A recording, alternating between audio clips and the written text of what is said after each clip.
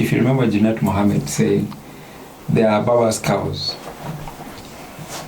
Members of parliament, if you get to understand how political parties are run, then you'd understand why members of parliament are behaving the way they are. They do not make their own decisions. They're told. They vote as a party, and they make decisions based on what is actually told to them. Every morning you wake up, you have to feel the pulse of what the party leader is thinking or feeling before you can make a statement.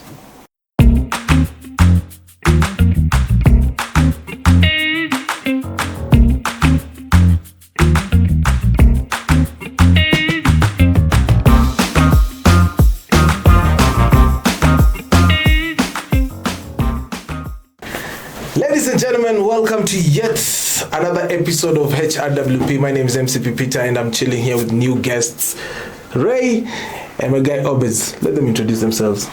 Okay, my name is Ray Wangila. I'm an advocate and I'm also a champion for justice. My name is Obeds Oriku. I'm a travel consultant by trade, but I love to fight and demand for accountability for this country. Yeah, so before we even went any further, we were talking about the mind games that are William Ruto and all that, yeah? But I want us to focus today on putting the hand on our nation's pulse, basically, yeah? And we have a lot of things that are going on. For the past 1 week, shift kicks in. We have Adani takes over Ketrako. Your deputy president is going. Let us start with the deputy president. Where do you think this one is going? Okay, as a Kenyan and someone who has been observing the state of the nation, not from today, but for a bit of time. Okay, Kenya always has scandals after scandals. Before this scandal is over, they throw to us another one. Before this one is over, they throw another one. Is it a distraction? I think that's how it hasn't started now during Ruto's time. Yeah. We had Goldenberg. Yeah. We also, these assassinations haven't started now. We had J.M. Kariuki. Yeah. We had Ouko. And it has always been a scandal after scandal. Yeah. Scandal after scandal. And in my right state of mind, or in my thinking, I think they always want to distract us with some form of theater. Someone during the week said that he called the National Assembly theater of absurd. It was the deputy president when making his 2-hour speech. They didn't like it. He called it a theater of absurd. And theater or acting only happens, or theater of absurd only happens so as to distract you, so that you can't know what is the main things that are running in the background. That's why they're giving us a show to get our attention. True. But things are always running in the background. So all these things are scripts, but there has always been something running in the background. So we need to ask ourselves, why scandal after scandal or theater after theater? We need to ask ourselves the right questions that Kenyans need to ask ourselves. Is what is happening in the background. Tuangalie nyuma ya curtain what's happening in the background, not what we are being shown. What's happening in the background, so that they want to capture our attention. Obed can give us. Obed, you wanna fikiria, is it a ruse? You know, like as my guy Ray here is saying, that it's a game behind the curtain.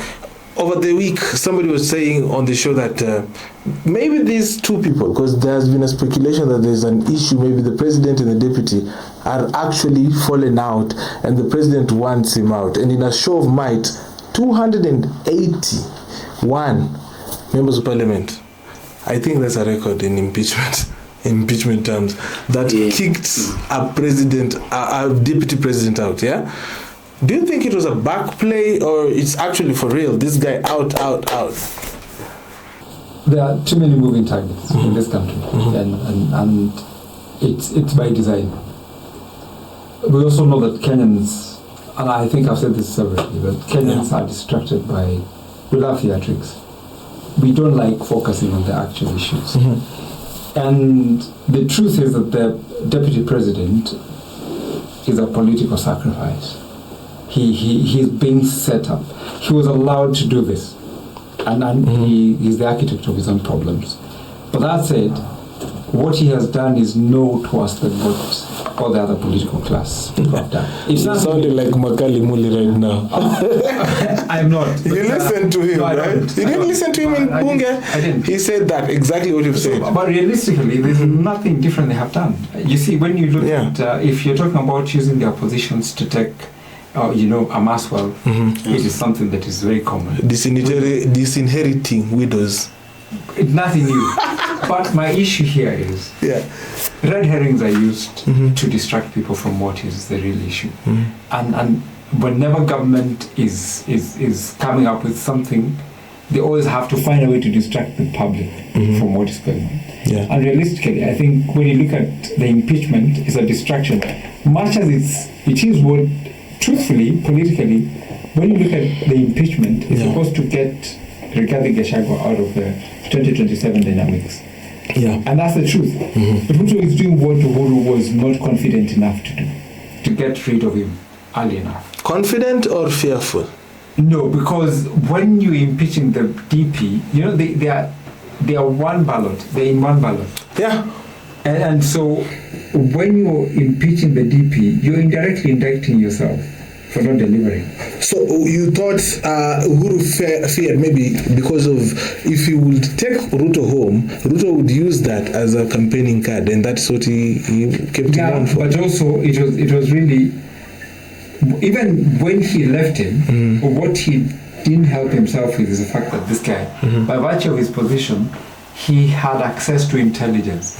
Much as you may not agree with that, he has people who sympathize with him. So people would give him information. And this is what Ruto is trying to avoid that Rigiji gets. Because 2027 dynamic is already kicked in.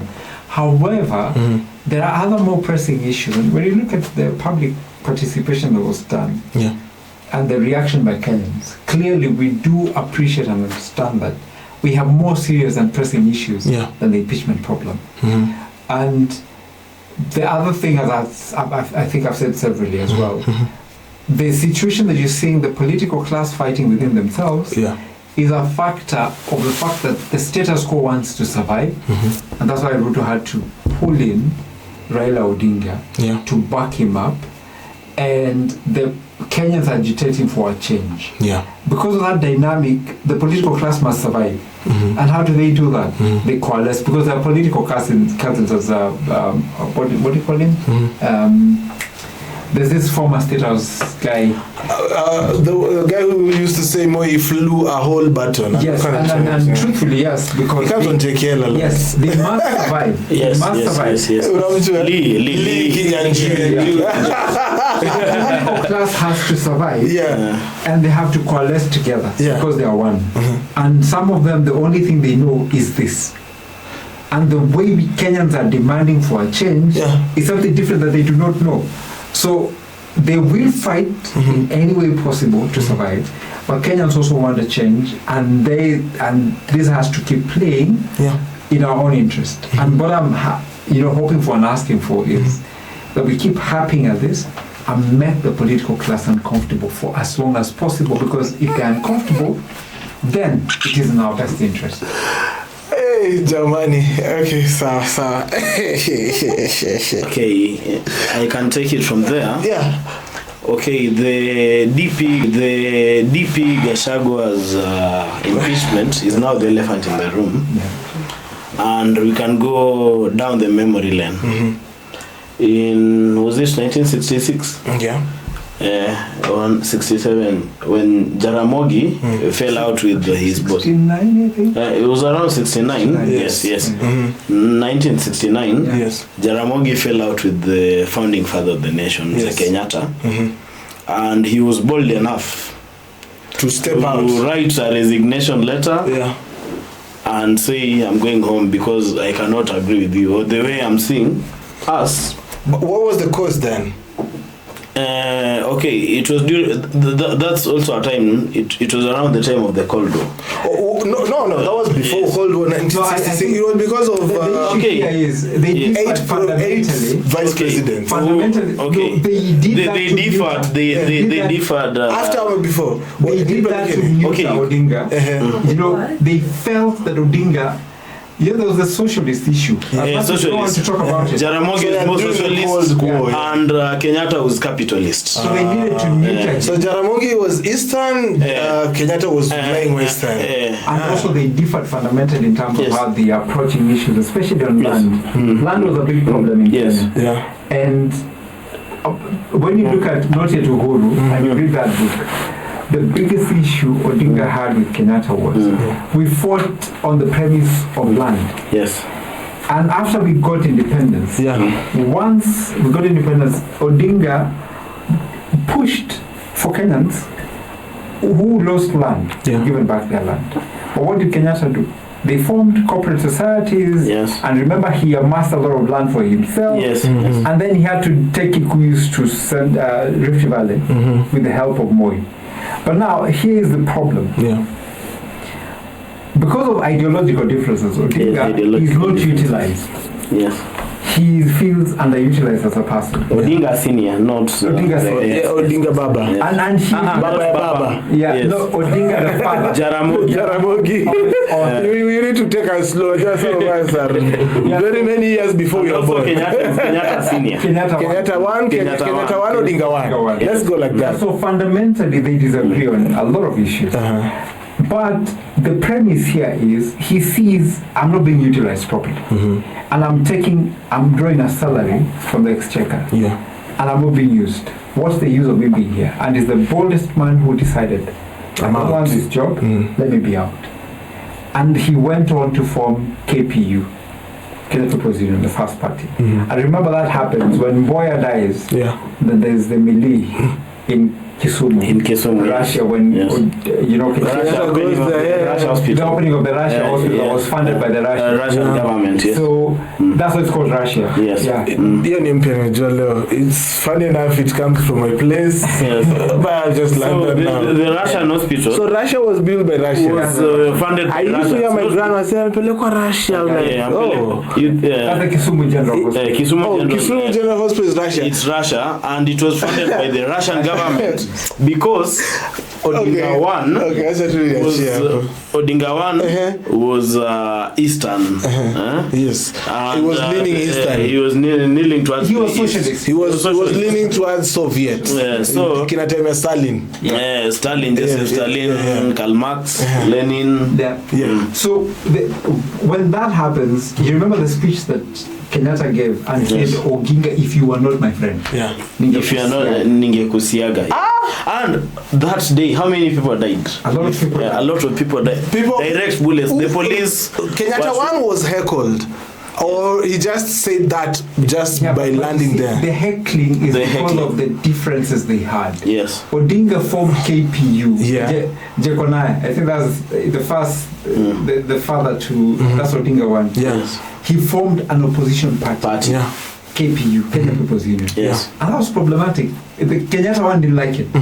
Because Kenya was a single party de facto. You remember de facto and de jure? Because if you go back, there was Kanu. There was Kanu. Then Kadu and Kanu united during the second Lancaster. Out of convenience. Out of convenience to form a government. End colonialism. But after that, they needed to debate. That time, Kenya was single party de facto. There's a term called de facto and de jure. De jure means by law. By law, no other party can be formed. But de facto means that KANU was the only political party in the country. But the law didn't so it was any other party. It was just a law that was just kwa hewa. it wasn't even a law. Okay, by fact. Ni kama tu the fact of it by fact. there is a seat your dad sits. Yes. It has not been written by law, yes. But when he comes, people just have people to just wake up and yes. Even in your house. So Kenya was that way. Yeah. So Kenya was that way. And when Jaramogi quit KANU in 1969 and formed KPU. But remember, Tom Mboya is used to fight Odinga. In Kiambu, KANU does an election to make sure that Mboya is brought in to fight Odinga because Odinga was very influential. Yeah, very. I remember he so they used this Trojan horse of Mboya. Mboya was used to fight Odinga because it was just a distraction. They come from the same community and Mboya luckily had lived in Thika.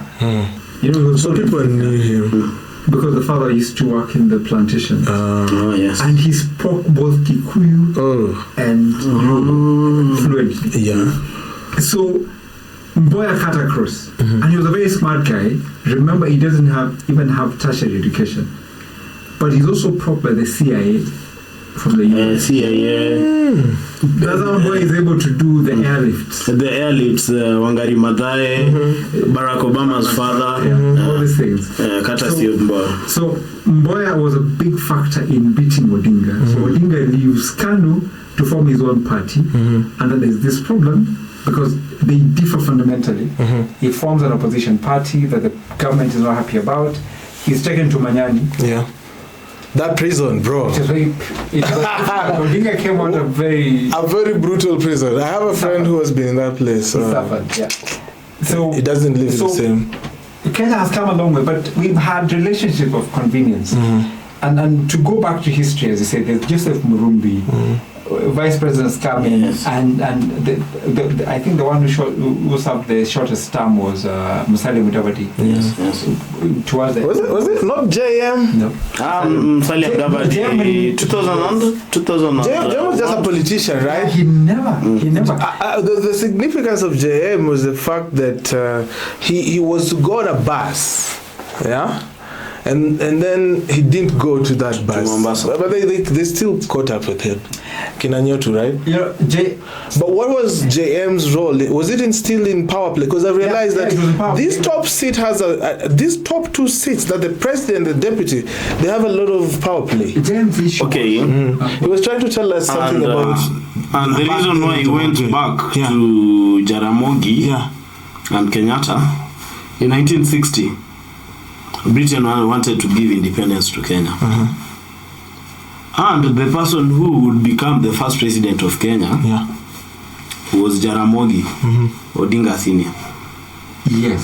And Jaramogi said, I won't become president until Kenyatta is released. But you forget. Until Kenyatta is released. You forget, whilst that's going on, you forget that the KANU wing, which is Katanagala and Daniel Moi and others, are willing to form government. They're already ready. They are willing. So we have a first president like Katanagala. That's what Odinga says. No. These other guys are not going to form government because we have a senior in Kenyatta. Okay. There's a point I was trying to drive to. The Ngalas, the Mois, the Kadu. Elections, votes were done, and KANU was the majority. Yes, it did. That's why Oginga said. So that is how we go to this point where Jaramogi is going not unless Jaramogi is out, not unless Kenyatta is out, we cannot form government. And after that was like a sacrifice. You've given me an opportunity. Jaramogi would be the president because KANU had majority. He would be prime minister, not even president, prime minister. But he refused until Kenyatta was out. So post-power, and I can compare that with the current situation. Maybe Gachagua did a lot to Ruto when he was being vindicated in the previous regime. And he sacrificed a lot. So maybe Gachagua, even the way Gachagua was speaking, he expected a lot from his boss because of the sacrifice. Comparing it to Oginga and Kenyatta's relationship. I sacrificed a lot for you. Now we are in power. We are like co-presidents. Quid pro quo. Quid pro quo. We are like we actually what he is saying is this: 7.2 million people voted for who? Allow me. Voted for Allow who? me. It's important to realize that there can only be one center of power. Yes. It also has been. There can only be one center. The president. And just the same way, and let me use this analogy. If you have someone who helps you to get a girlfriend, the first thing you do once you get a girlfriend is get rid of this person. Yeah, sure. They're going to be power sharing. We know power sharing. Yeah, we know their game. If this person does not become a bad one, then your girlfriend is likely to have that person at some point, isn't it? Yeah, in football we call loan. It's the same way. Yeah, it's gonna go on loan. So, what I think happened, and I think Rigathi might have overplayed his importance. Yes. And because of the dynamics of politics is not religion where you have to work with, doing the right thing and making promises and ensuring that what you promise works. Yeah. Remember the 2007 Accord? What happened? Raila promised. Raila has been promising not to run the next election since 2007. Kibaki promised Raila that he will become the prime minister. So Kibaki never gave him. Raila told Kalonzo, hii ndio ya mwisho since 2007. Nobody that's the problem.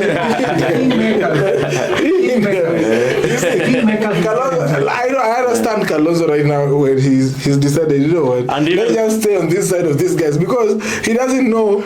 It's clear that when it comes to Raila, you don't know where he is. Okay, so you might follow Raila this way, and then he goes like this, and then you find yourself on that place alone. So he's been told 2007 he ndio mwisho 2013 he ndio last 17 wallahi mamangu 2020 ndio inakaa. The entitlement of kingmakers is what makes them to be kicked out very fast.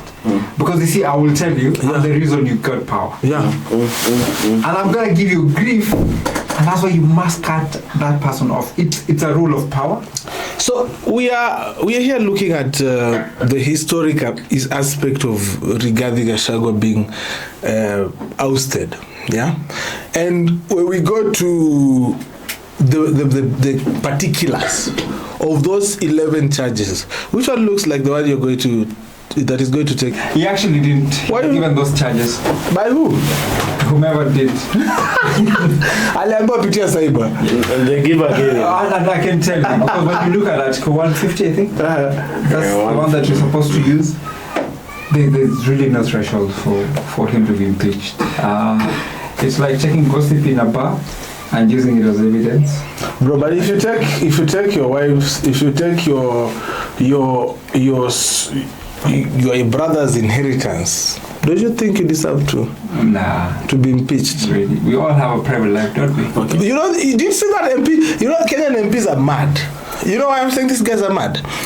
An MP stood in front of Bunge and was like, they're taking away the inheritance, it needs to go. I'm like, okay, are we using Kenyan taxpayers' money to solve a family feud? But Pipi, we sit here today, and even when we went to look at that, you listen to Parliament for all that period. The word Malaya was used a lot more. By who? Than the actual issues. By who? By who exactly? The female members of Parliament. But the 11 counts oh my God. To be able to prove a charge against someone. What were we talking about? Malaya. And I talked to Malaya. The worst part. That's nothing that you can take me home for. Let me ask Wakili here. Okay. Wakili. I can. Nikikutukana Malaya as a public servant. Maybe take us from on the lawyer's perspective. Yes. Does that prove as grounds for gross misconduct? Yeah. Okay. Our constitution grants us right of freedom of expression, of speech, and also expression. You can express yourself the best way possible. Hata nikikutukana Malaya, you'll take me to court for, it's called defamation. And if I can demonstrate before court that you are a Malaya, there's no case against me. Exactly. So, but how do you prove when Malaya? Maybe when I call you malaya, I can adduce before court, evidence. I can adduce Prove that. supporting evidence. Yep. And number two, how to solve defamation is number one, public apology. Then I withdraw the statement. And if you feel like you want to be compensated, I'll compensate you. Wakili unajua mimi by the way, I like talking about lawyers sana. So tuko hapa. When Obeds is a good friend of mine. Yes.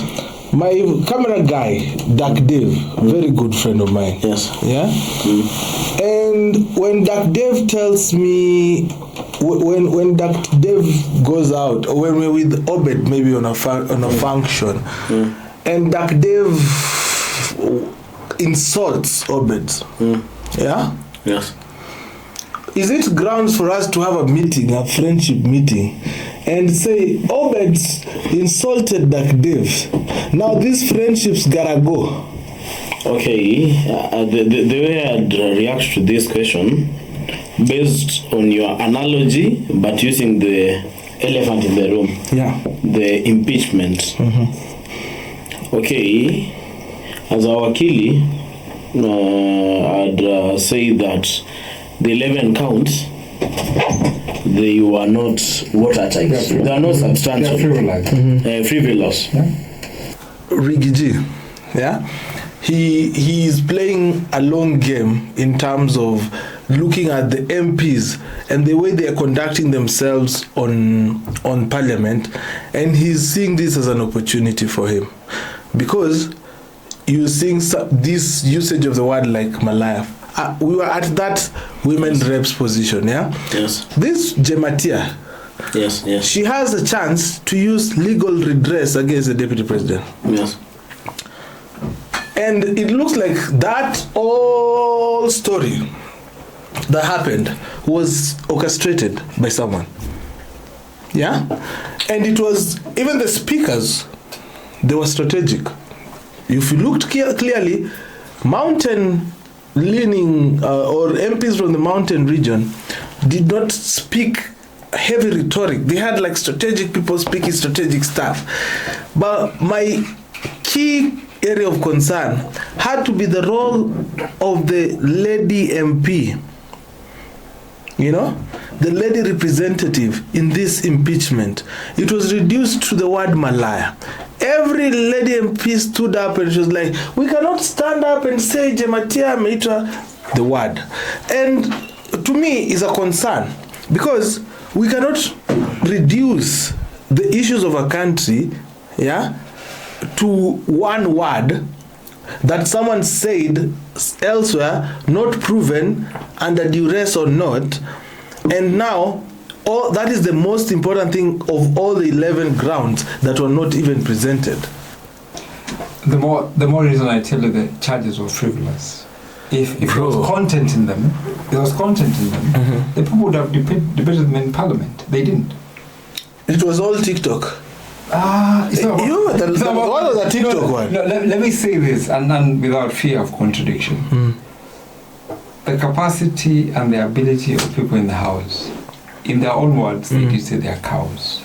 If you remember Jeanette Mohammed saying, they are Baba's cows. Members of Parliament, if you get to understand how political parties are run, then you'd understand why members of Parliament are behaving the way they are. They do not make their own decisions. They're told. They vote as a party, and they make decisions based on what is actually told to them. Every morning you wake up, you have to feel the pulse of what the party leader is thinking or feeling before you can make a statement. Before you call the media, you have to ask the party leader. What's the pulse? How is the party leader woken up today? It's not even about what they think. Their mood today. Their mood. And so that's why, even the way, if you remember, 0.3% of our budget goes to the political parties. Yes. Political parties are given money to run on issues of public participation and informing the public on what it should be. Any political party should be prepared to be government in the event that happens. So they have to run on a certain ideology. We do not have ideological parties in this country. No, we have. We don't. What do we have? We do not have ideological. What do we have? We have parties that are owned by people. Today, we have ODM money-making ventures. ODM is taking 359 million shillings. Yes. According to the latest, distribution of political parties resources. They're taking 359 million. UDA is taking about 500 million. That's a whopping sum of money. Yeah. Where does that go? Somebody's pocket. And that's why Baba can afford to wield a lot of power and do whatever he wishes. And there's also the cat that we don't talk about. Yeah. If you're an MC or a governor, you have to kick back something. There's that what is in the public sphere. But that is what is there. And actually, this is for that. Right? My concern here is, even when we want to argue, when you look at how members of parliament behave, we have a constitution that ideally is on the basis of separation of powers, where you have the judiciary, the executive, and the executive, legislature doing their job. And there are three independent co-equal arms of government. But as it is today and where we stand, the executive controls everything. Every arm. I would look at the legislature because since Ruto got into power, you can see he can bulldoze and take whatever it is that is in power. He actually points and takes. Yes, he says. Exactly. And that's why the problem is, because we have a mongrel of a constitution. We're not very clear whether it's presidential or it's parliamentary. Pure presidential. Okay, our constitution is presidential. That's the ideal. That's why. That's how it's idealized. Okay, that's why even the Mudavadi's position, prime cabinet secretary, is unconstitutional because in a pure presidential system, there's no prime minister. Is it because the question here is, before we even go all this presidential parliament, what are the safeguards? How straight is this constitution? Because Ruto wakes up, says, I want prime cabinet secretary, he gets. Okay, what I can say, how I can react to this is that Kenya has, if not the most, we have the most progressive constitution in Africa. That's what he said. The 20 yes. This in the world. That is a marketing not line. In the world, in Africa, it's not a marketing line. I'm a student of. As a student law, how do you say? I got an A in constitutional law. Okay, sir. Taught by Professor Ben Sihanya. He's called Ben Sihanya. He's chief lead legal advisor of Azimio Baba. So, Kenya system, we have one of the most progressive constitutions in Africa. So it is said. On paper. But the only problem with our constitution is implementation. We have good things on paper. If our constitution was just implemented even 30% or 40%, Kenya would be among the most progressive countries in Africa. I keep saying that's not what has been done. And where does the problem go back to?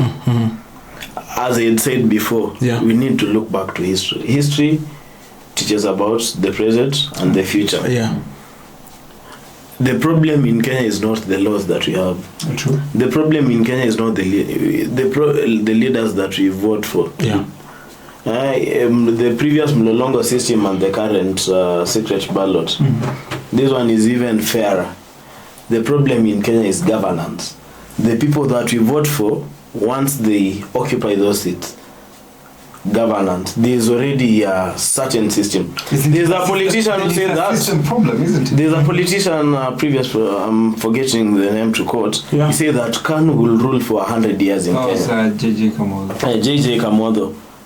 Ruto is a product of Kanu. After Ruto, he may get Rigiji or maybe Mudavadi or product even of... Baba, he was in... Even Baba was once in... Baba was Kanu. Yeah, he was Kanu. Yes. But let me ask you, Baba left in 2002. Baba left slightly before 1992. But the moment Kenya... Okay, one analogy that I have is that the moment we elect fresh blood, that was never in Kanu, that's the moment Kenya will change. I have to say this, and we say we have a very progressive constitution. Yes. That's what has been said and touted to be. Yes. But the question I keep asking is, then we have progressive people to manage this progressive constitution. That's what the problem is. Because Kenya today, we assume we have a purely presidential system. It is not. By virtue of what has happened after the parliaments that have been, the 11th, 12th, and 13th parliament, which is now the most useless parliament. Echo chamber. Rock bottom. The 12th one was not better, but compared to the 13th, they make them look like saints. Yeah, that's true. Yeah, actually, I thought God was going to be the worst. The statement that afadhali uni wa chai, but afadhali ule mwingine wa pombe direct. I think the 13th parliament, and what you hear they wait to ask, put the question. That's not the way it is done. People have not even capacity for debate. Bro, let me shock you. So Mwenge Mutuse is the one who's moving the debate for motion for impeachment. Guess who is whatever, man. Whatever. I'm not an MP. But you know who's the MP? Mwenge Mutuse. Guess who is teaching him what to say on the docket in terms of, so I move the motion. Mr. Speaker, sir. He's a shareholder. Opening? Okay, he was trying to do it wrong. 30%. He was trying to do it wrong. Mr. 30%. Speaker Wetangula was like, by the way, listening. Yeah? Order, let me teach you. And he told him a word. I don't know the wording of the standing orders, but it was like, there's some words you have to say after you move the motion. Mwenge Mutuse did not know that. That's why I'm saying somebody wrote. So I moved. And then he was like, uko mwisho pia, akaambia sasa ni wakati wa kujitetea, akadonate my time, then it was like, okay, now this is the final one. This is it. This is the kumbaya moment. This is where I want to save these people to take me to power. He did not know. So then Mr. Speaker was like, so I moved the motion. What? You didn't even know that? No. And I've said this. Yes. We have the most incapacitated, in quotes, members of parliament. Yeah, mentally. They are beholden to the executive. Not that they are stupid, but they are cows. It's confusing. No, they are cows. Okay. I will allow you to say, but I wish to say this. The incapacity comes from the fact that a majority of them have issues that they have to deal with. And that makes them beholden to the executive. Yeah. That's why they fear to stand up. And that's why I respect Kipchumba, Tim Kipchumba. Yes. He comes from UDA. He voted no. He voted no. I was in shock. Did he disappear? In the house. Did he say but I respect him because because he has a stand. He has said, based on the constitution and the facts brought to the house, I do not think this passes muster. And on that basis, respect to that man, because he could have easily cowed and said, I follow what the UDA are saying. But I think we need to stop having these people who have strings. Hear me out. The puppeteer is there. Yeah. If you want to assume that the president does not know that this motion is there, he's aware. He knows. So the reality... Does he not watch news? The reality is we live in a space and a time that is Moi version 2.0, whether you like it or not. Bro, you had them speak even in the interview. They were saying in their motion on Monday, when they were doing the motion on Tuesday, they were like, ile interview, which means they watch, which means they know. Yeah, they do. Back to what I was saying. For Kenya to change, we need to break the JJ Kamodo's curse. But Kimani Ichung'wah is the new JJ Kamodo. So tell me what is this JJ Kamodo thing? JJ Kamodo said that Kenya would rule Kenya for 100 years.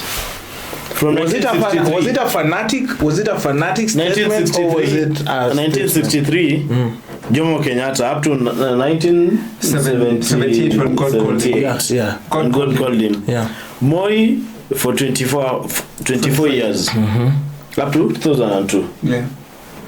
Kano blood. Yeah. Kibaki started his politics in Kanu up to 2013.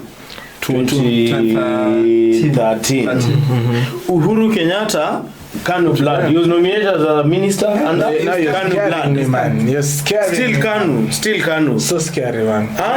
Current. No, not even Raila. Raila has never captured it. Yeah, Ruto is. But even Ruto now. And that is why we get lost. Still Kanu. And that's why we get lost.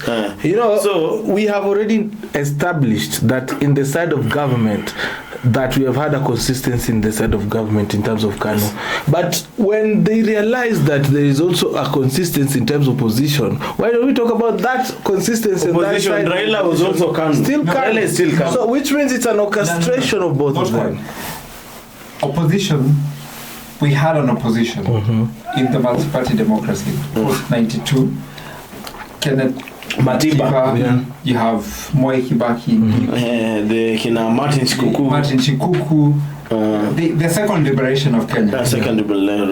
They did a very excellent job.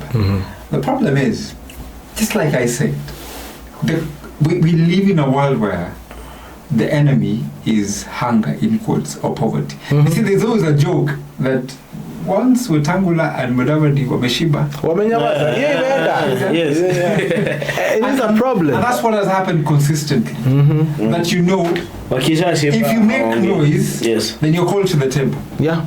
And once you come to the table, you speak the government's language. Keep quiet. Look at opposition today, ODM. ODM at the height of the Gen Z movement were so pro-Gen Z. They were enticed with CS position. You remember my classmates, Babu, jumping over the fence. Yeah. To see the show. I'm just glad it didn't vote for the impeachment. Mbadi is a CS for 5 months. They can't even speak. All of a sudden, Ketrako, we have a problem. Adani has already captured. How much? 95 billion? We're going to get to that. So, but I want us to just stay on this DP for a minute before we move on. So that's the issue that we've had. You make noise, you're called in, and you start eating, then you speak their language. I've seen it even with union leaders, lecturers, KMPDU, Kina Ulu. The first one was Kina Davji. The first one. The first one was Atwoli. Pre-elections, you say, Katamiti. Atwoli, he was the first union leader. You will not believe. We had a lot of Realistically, Atwoli is part of the problem. Atwoli is Kanu. Yes. Bro, he is in the somebody said Atwoli has been the union rep for his great-grandfather, his grandfather, his father, and now him, and almost his children. And you know, he's the only good thing that Atwoli is good is for Shenzi. What is he saying? Hakuna kitu. Wengi watavu. No! You will not believe. I will not believe it. That speaks to the caliber and the quality of politics we do in this country. But at the same time... Is it the caliber or is it the grip on politics? And the caliber. There's a grip. Why don't you talk about the grip? I don't want to digress. Let me just probably to lay it out. Yes. Remember, the reason why Kenyatta became president is because he was the oldest. Yes. He was a senior. The senior. Mulimuita senior, according to what Ray was saying. He was Atutoki bila mzee. That's what Ray said earlier. That's what you said. Remember, you talked about saying he was the eldest, and people feared him and revered him. But there was no value, and he was bereft of understanding in terms of governance. He did not have a clue. The British might have tutored him, but he's a conman, in my opinion, and I stand by that. Yes. He was in London for a long time to agitate for land issues. He never did that. He even married a white woman. Yeah, he became British. Yes. By his nature. Bro. And that's a fact. That's a fact. Kenyatta, do you know, was it Cow? The initial YK, Young Kikuyu Association. People made a donation. The way the Morara Kebaso, I'm now attacking Morara Kebaso in this video. And I don't apologize.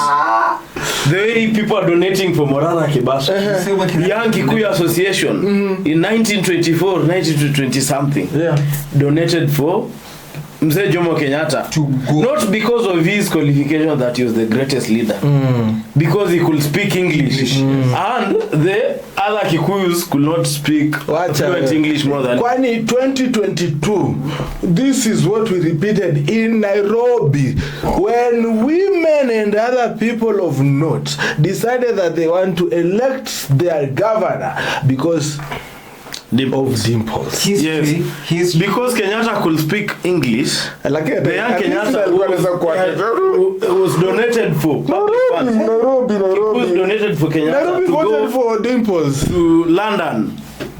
but To fight for their rights. Kenyatta never did that. Kenyatta came across very big Pan-Africanists. People like W.D. Bois. People like Marcus Garvey. Many names. Kenyatta was literally pulled back. That your country is almost gaining independence. he was Come back. you'll be the president. That's how Kenyatta came back. Kenyatta had married there. But you know, when we think, And he forgot his cause. look at this. Yes. He became a clown for the white people in political parties, and if you follow that story, Yes. he lost a bit of focus. But then the British realized it's very hard to run colonies, and it's becoming a bit of a problem. yeah So they brought him back. They take him to Kapenguria, Yes. and they tutor him.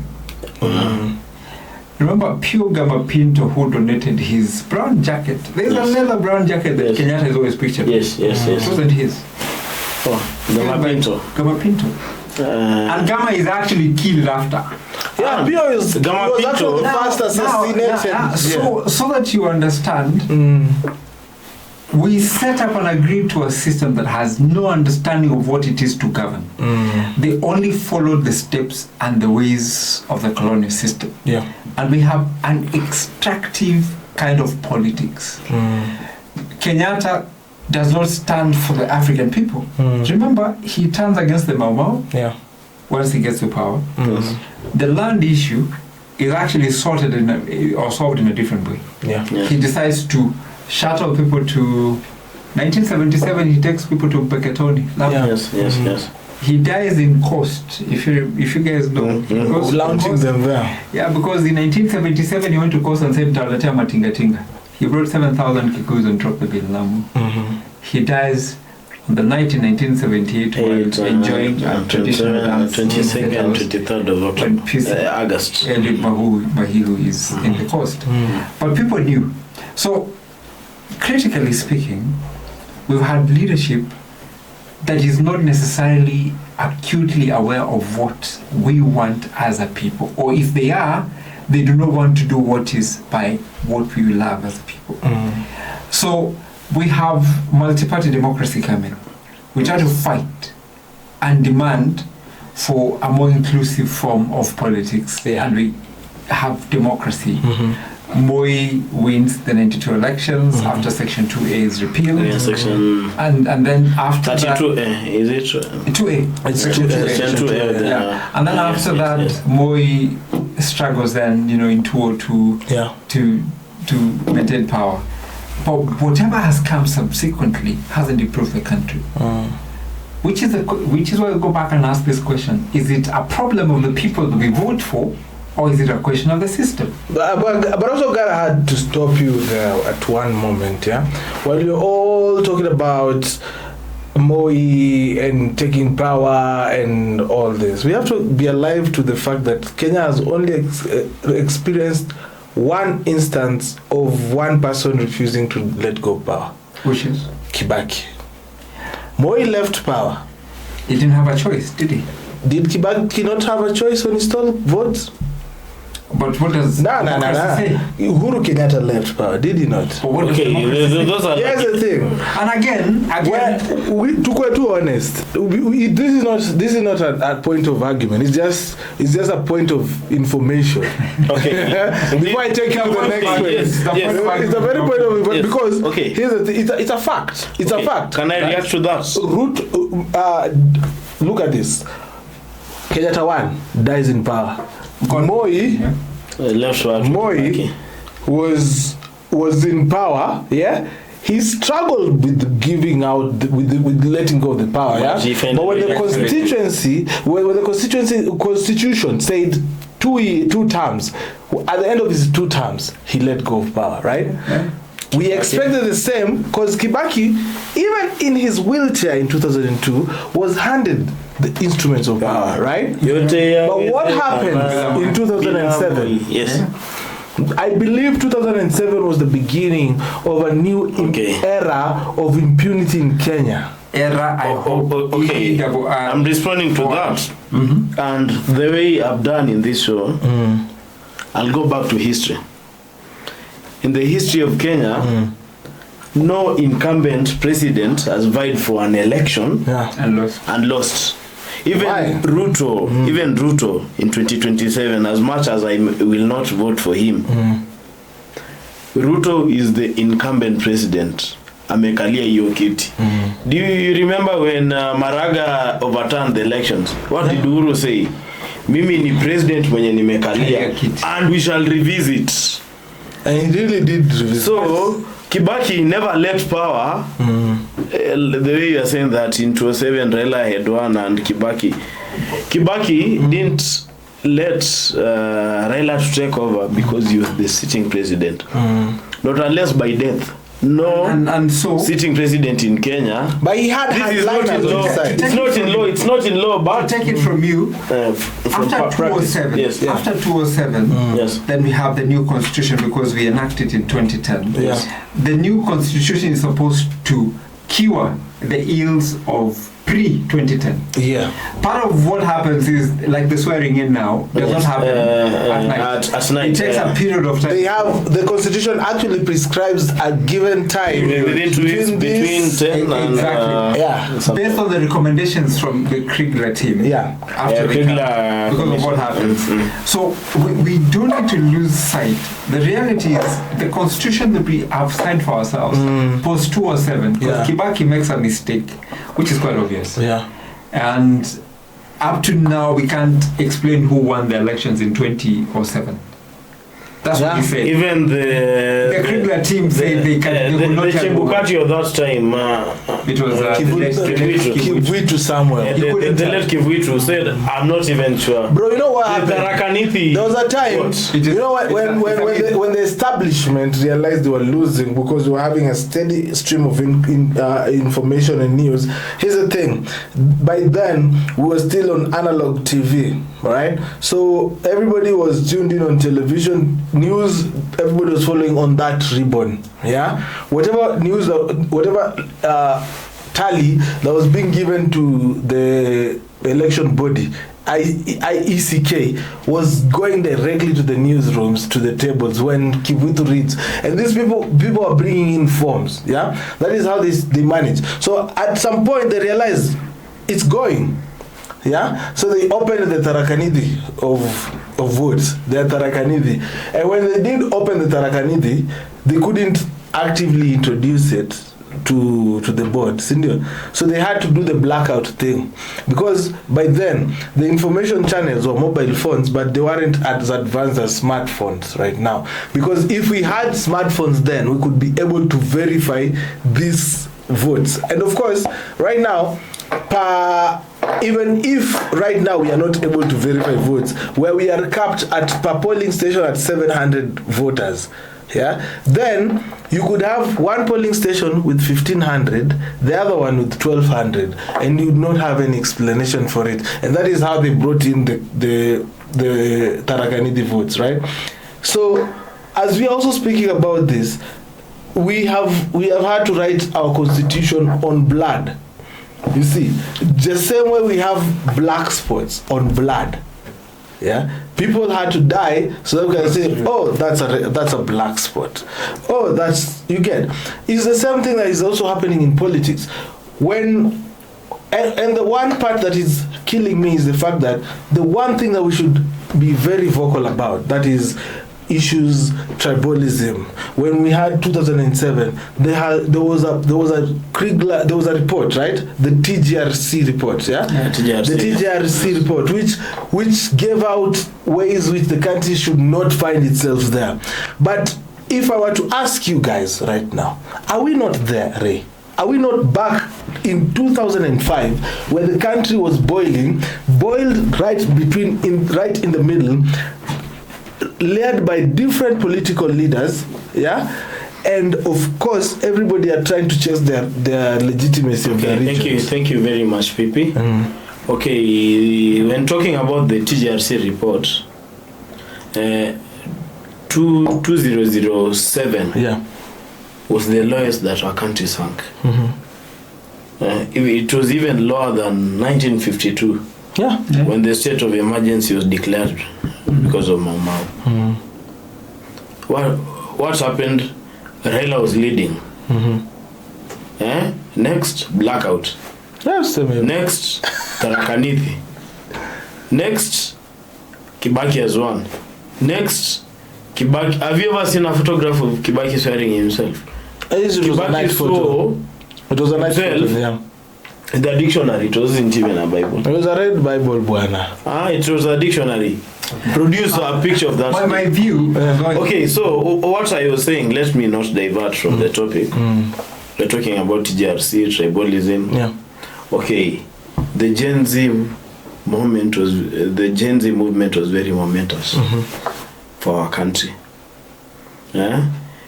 It spoke about Article 27. I will start before I go. I just want to lay base for it. The Indian connection in what aspects? You realize the traditional gauge railway was built by Indians. Yes. They were being eaten in Manyani deadly, yeah. The two killer lions of they went all with this train. The Manitas of Savo. They went with the train all the way to Uganda. Actually, yeah. Kisumu, it's Uganda. They went to Uganda. I'll get you there. So they went to Kisumu like that, but the railway was supposed to connect Uganda. Kisumu was an Port Victoria was just a small part. Was a port. You see, like they wanted to connect the inland to the to the sea, to the hinterland. Because the idea was to get as many things, slaves and people out from the inland outwards, right?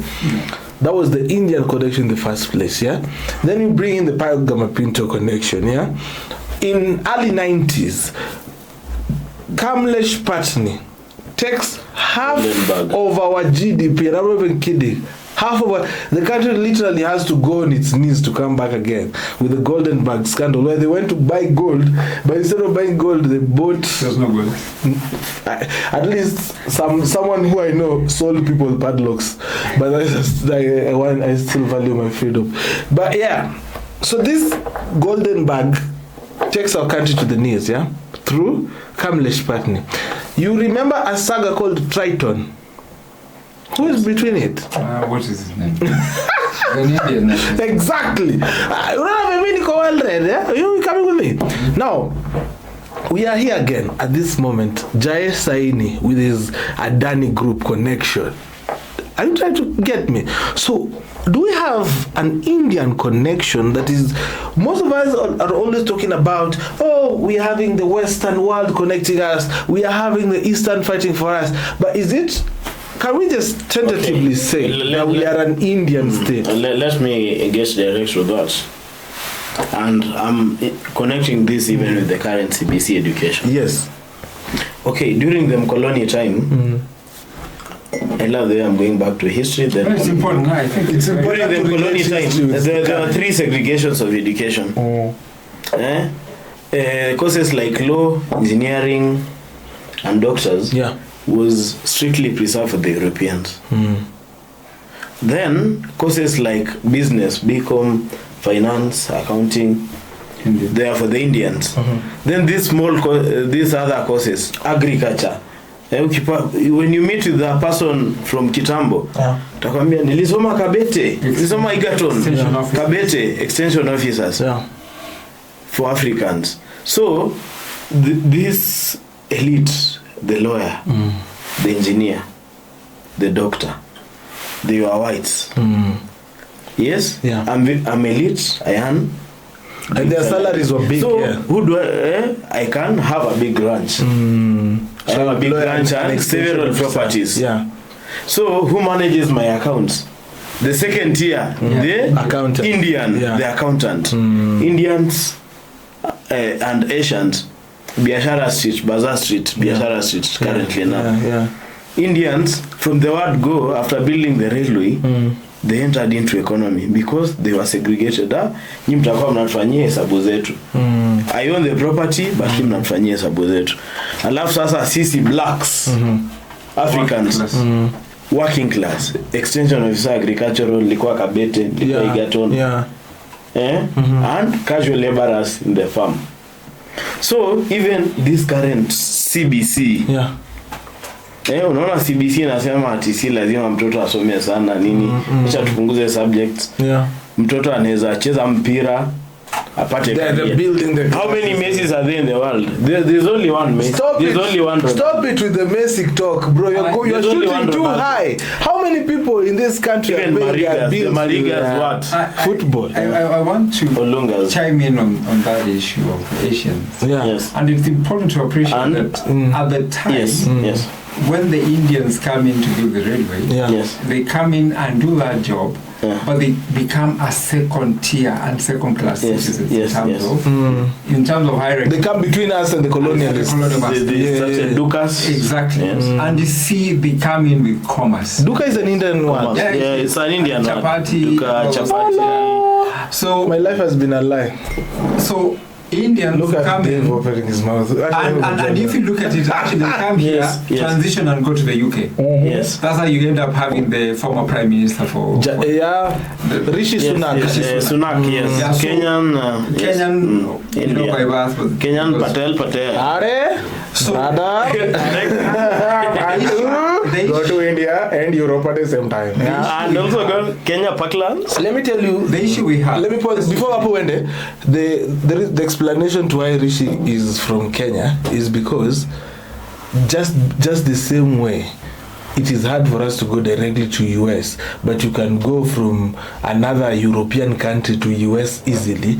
It's the same way Indians and Somalians have to come to Kenya to revert, because you have a lot of Somalians whose country of origin is Kenya, and that's why you wonder, how is that we have a lot of Somalians in the country coming in, but they don't stay here? It's the same thing. They learned from the Indians. Now, the Indians have gone to Europe, the Somalians are going... They're in Europe. All the way. Now, critically, the Indian comes in, is in between us and the colonial masters. Yeah. And what happens is they get into commerce and stuff to do with business. They have the people who start industries.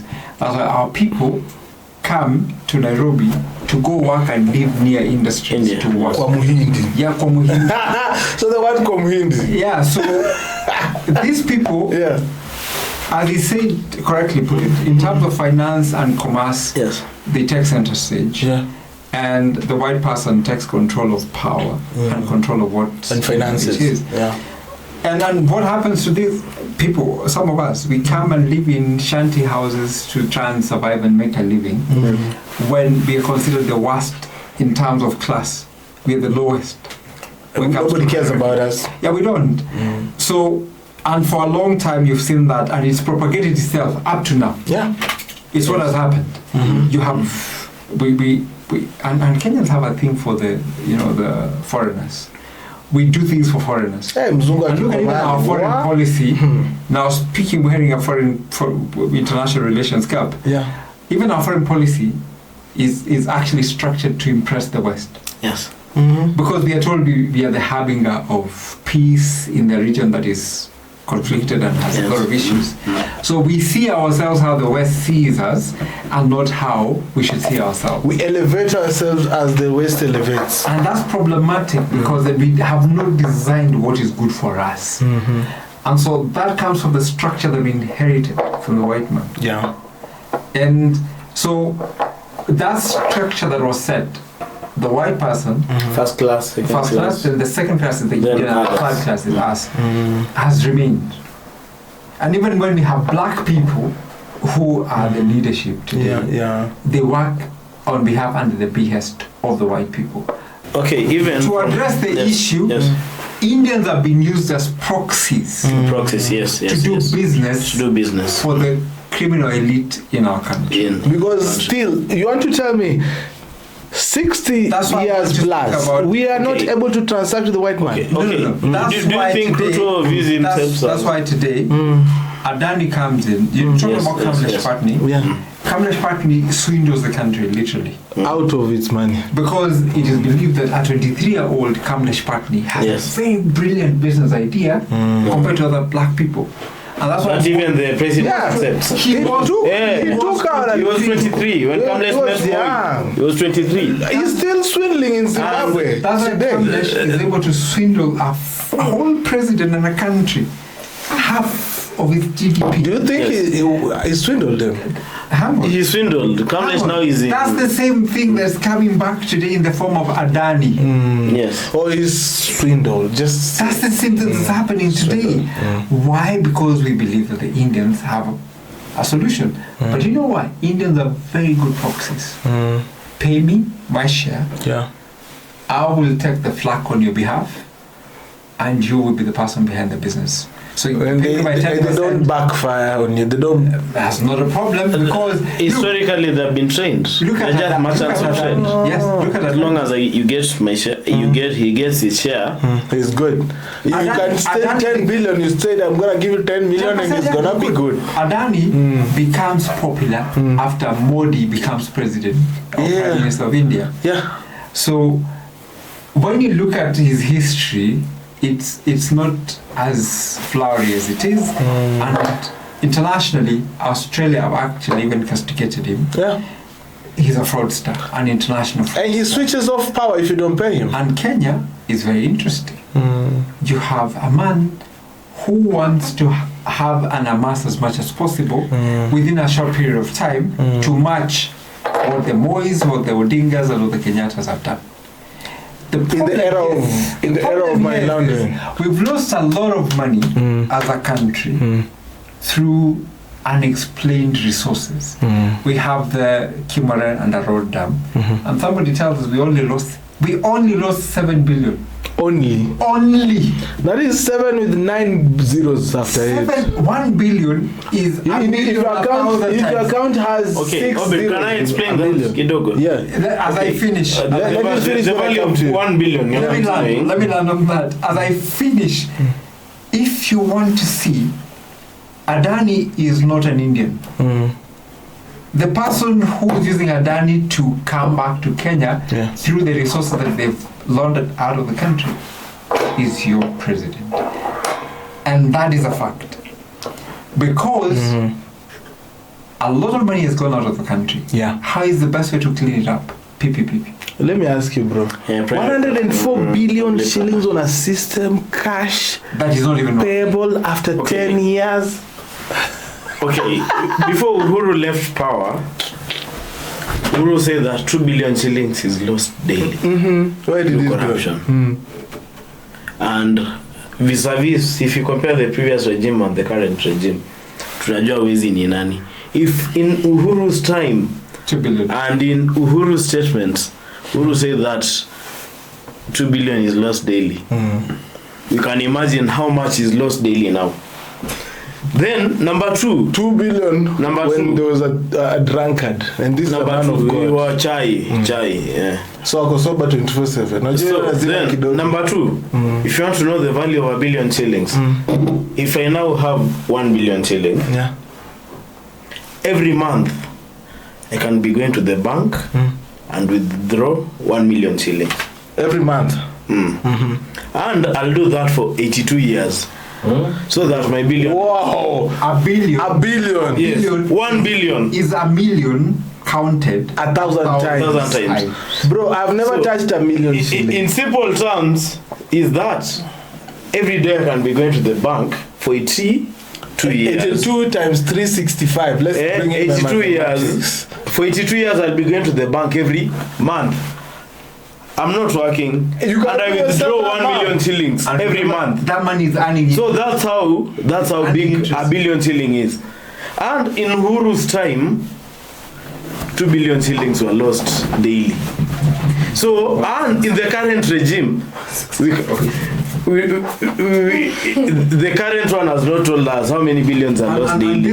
So you can imagine how many 82 years of 1 million shilling withdrawal every month that we are losing. 6.6 billion is lost in the oil scandal. If you look at the amount that they have put into shift or health, yes, it's 5.5 billion. Yes. Can you imagine if the 6.6 billion was added to that money? Kenyans will go to a hospital, get treated, and go home without paying a dime. Yes. Do we want that? I don't think so. Why? It is easy to manipulate poor people. Bro, let me ask you a question. Yes. If I was your bro back in the village, yeah, and I had my own house, my wife has a job, my kids have good education, and when they get sick, they go to the hospital. I drive my car to my farm, and my farm hands have a quality health care assurance. Where do I come here in if I needed you to need me?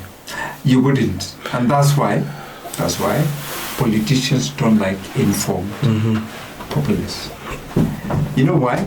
If you're poor, it's easy to manipulate you. Yeah. If you're informed, then we start talking about ideology. I start asking, what do you believe in?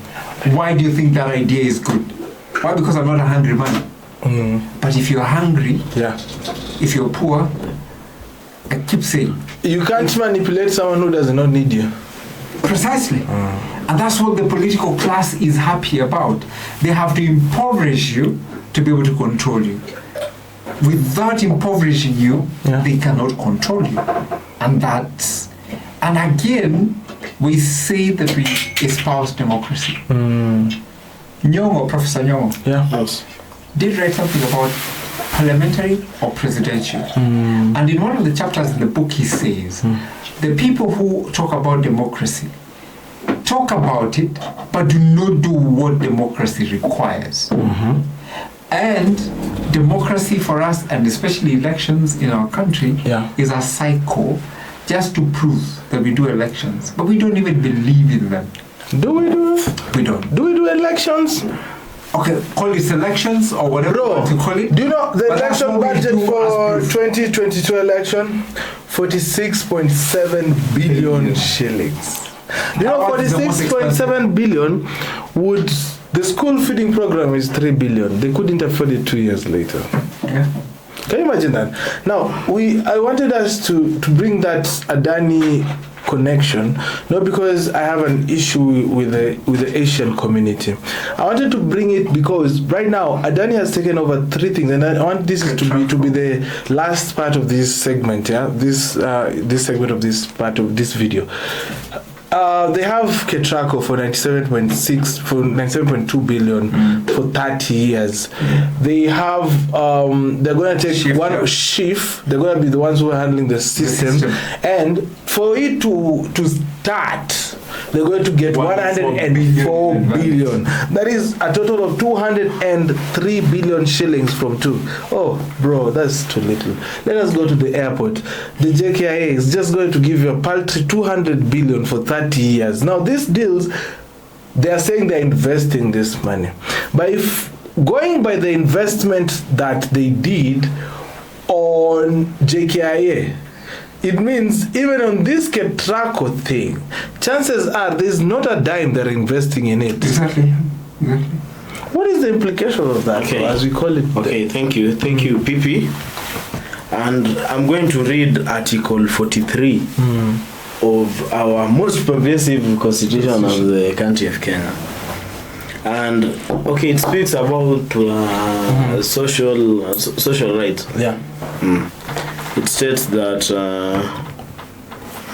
every person has the right to highest attainable standard of health, which includes rights to healthcare services, including reproductive healthcare, to accessible and adequate housing, and to reasonable standards of sanitation, and to be free from hunger, and to have adequate food and acceptable clean water, social security to education.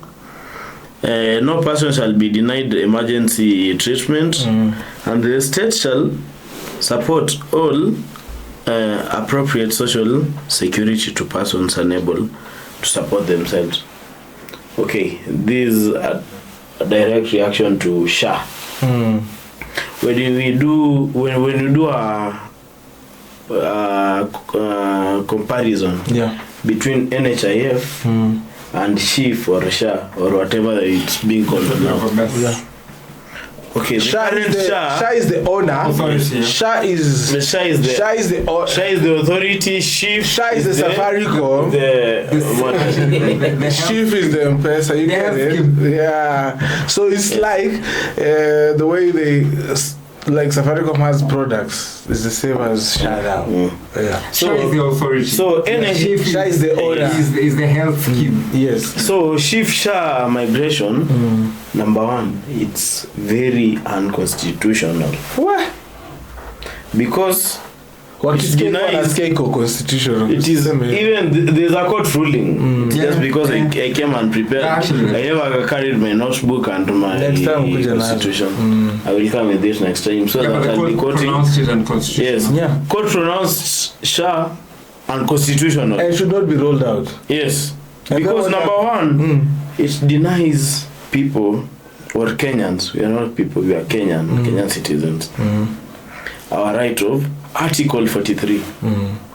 And Article 43 says that we need to have the highest attainable standard of health, which includes right to health care services, including reproductive health care, adequate housing, and reasonable standards of sanitation. Adequate housing. We are seeing the government saying that affordable housing. That's a scam. That's a scam. Si Morara alituonyesha nyumba wote. Morara did that. Yeah. So high standards of sanitation. What essentially, government actually has no business in building houses. Yes. Realistically. Yes. Who is living in these houses? Realistically, what government has to do is create an environment that supports that agenda, so that people can invest and allow Kenyans to be able to have affordable housing. Government has been a landlord sometime, right? And it shouldn't be. It has been. Yeah, it has been through the but it shouldn't be. It shouldn't be. Even a person working in government should not transact. Should not do business. The reality is the NHC, they already changed that. National Housing Corporation, was actually put there to support. Remember, affordable housing, Africanization, and that's why they built some specific areas, and people came in to do that. But as it stands now, government has no business actually getting into the business of building houses. Government has to create an environment that supports the private businesses to invest in affordable housing. That will solve the problem. Ideally, what government is doing today is stealing from Kenyans. Because number one, and the employed, actually, this is what the people in the middle class should get agitated. Government is taking your money and to finance its own other resources and not anything to do with housing. You know, get a house. Let me take you back 3 months ago before you go far. I have statistics. You know, I'm a math guy. So if I told you guys, these guys build houses, this is something that is in the public domain. They build houses. These affordable houses thing, Affordable. Hangas, what housing? Let's call it Tumetenga housing. So in this Tumetenga housing, they have. They literally every salaried Kenyan gets to pay 1.7 amount 1.25 of their salary. 1.25 of your salary goes to affordable housing. Now this is a crazy thing. So this kitty, whether they are building houses or not, keeps on collecting. This is the most interesting part, ladies and gentlemen.